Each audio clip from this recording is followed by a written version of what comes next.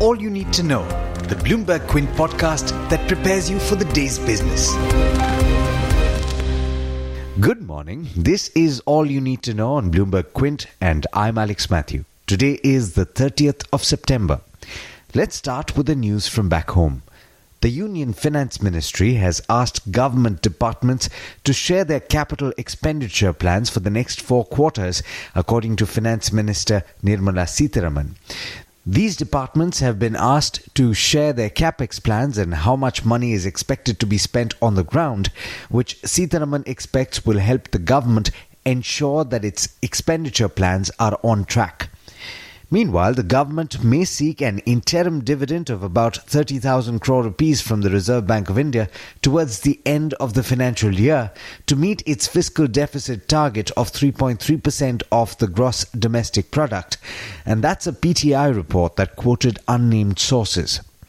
Speaking about raising funds, the government will launch the 4th tranche of the Bharat 22 ETF on the 3rd of October, which will seek to raise up to 8,000 crore rupees from investors.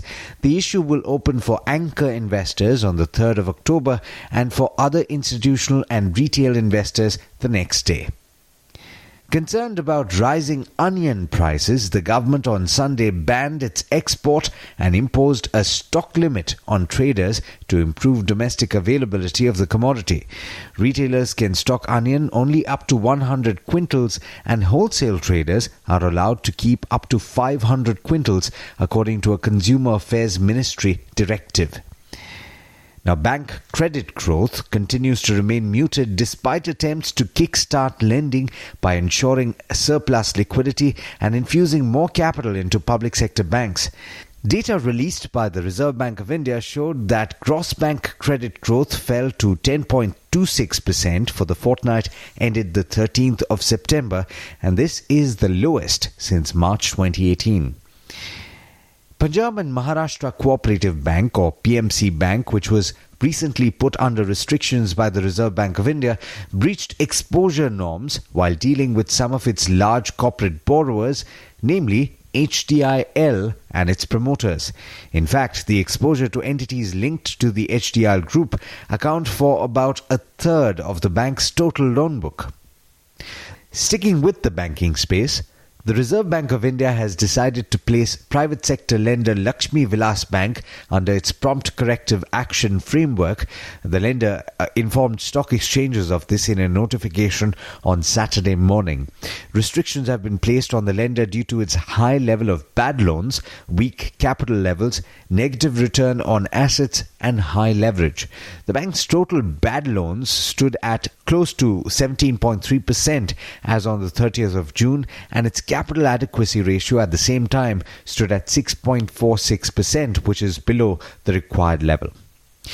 Demand Housing Finance Corporation has filed a draft resolution plan through which its creditors will be repaid over the next 10 to 20 years from receivables the company will earn from its loan assets.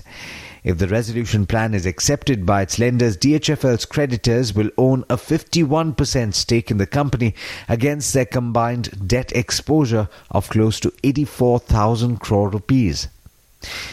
In international news, it was one of Hong Kong's most violent days since protests started more than 3 months ago. Police used water cannons and rubber bullets along with tear gas after protesters marched without permission on Sunday, while demonstrators set a train station entrance on fire and hurled petrol bombs in the city centre. China has said that it would continue to open up its financial markets and encourage foreign investment amid reports that the Trump administration is considering restrictions on the fund flows into China. Bloomberg News reported on Friday that the Trump administration is considering measures including delisting Chinese companies from U.S. stock exchanges, limiting Americans' exposure to the Chinese market through government pension funds, and putting caps on Chinese companies, including in stock exchanges managed by U.S. firms. In international markets, the early rises in Asia are trading mostly with cuts. 2 of the 3 indices were lower. The Australian benchmark was only marginally positive last I checked. And US stocks ended the week negative. The Dow closed lower by 0.3%, while the S&P 500 and Nasdaq dropped 0.5% and 1.1% respectively. With that, it's over to Darshan Mehta for the trade setup for the day in India. Morning, Darshan. How are we starting the week? Hi Alex, good morning. Good morning everyone. Global cues are muted at this point of time. The SGX Nifty is also indicating a muted outlook. But a couple of important stocks that you need to watch out for. The three important will be Lakshmi Vilas Bank, Cipla and Reliance Nippon Asset Management. So firstly, let's talk about Lakshmi Vilas Bank. The RBI has put the bank under prompt corrective action framework. The PCA account is because of the high level of bad debt and insufficient capital. And also watch out for Indiabulls Housing Finance because RBI is yet to clear the merger of the bank with Indiabulls Housing Finance. Cipla has said that the US FDA inspection completed at the Goa plant from 16 to 27 September. The US FDA has issued a Form 483 with 12 observations. The company says there are no data integrity issues, but 12 is a large number. The company probably will react negatively because Goa is an important plant, caters to almost 25 to 30% of the US sales.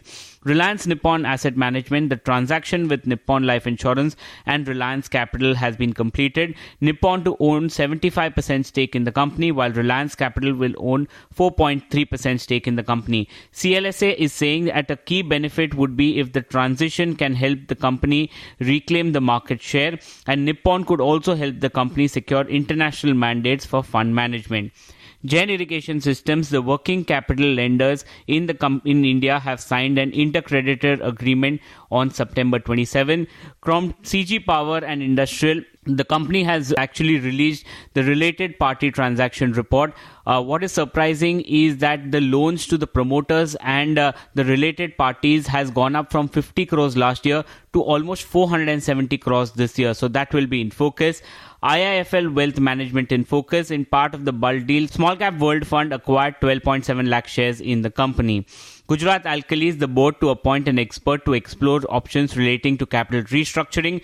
The big IPO is IRCTC. The IPO opens today. The price band is 315 to 320 per share. Couple of brokerages. Morgan Stanley has downgraded Asian Paints to an equal weight from an overweight, but raised the target price to 1820. They see balanced risk reward at the current stock market price post the move up in the price. Morgan Stanley has cut the target price on L&T to 1753 from 1787, and they believe that the tide seems to be turning in favor of industrials.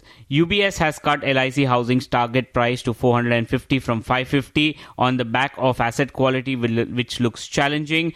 Credit Suisse has cut the target price on Sun Pharma to 450 from 470, and they are concerned about the ramp up of Illumina versus competition. And Morgan Stanley has raised the target price on Titan to 1450 from 1300. They are saying that they are seeing strong growth in a difficult macro environment, and that can aid valuations. But there's much more you need to know before trade actually starts. For that, log on to our website bloombergquint.com and click on the All You Need to Know tab, and you will be prepared for morning trade. Thanks, Darshan. Well, that's all we have for you on this podcast, but there's a lot more on the website bloombergquint.com, so don't forget to check it out. This is Alex Matthews signing off. Have a great day and an even better week ahead. I hope you enjoyed listening to All You Need to Know. Did you know that you could listen to the show on the IVM Podcast app? On the IVM Podcast app, along with this, we have a number of other shows which you think you'll enjoy. Listen to Cyrus Says with Cyrus Brocha as the host. Listen to Paisa Vaisa with Anupam Gupta. The Scene and the Unseen with Amit Verma, or Shunya One hosted by Shiladitya Mukhopadhyay and myself. Check out the IVM Podcast app to get more talk content that you will enjoy.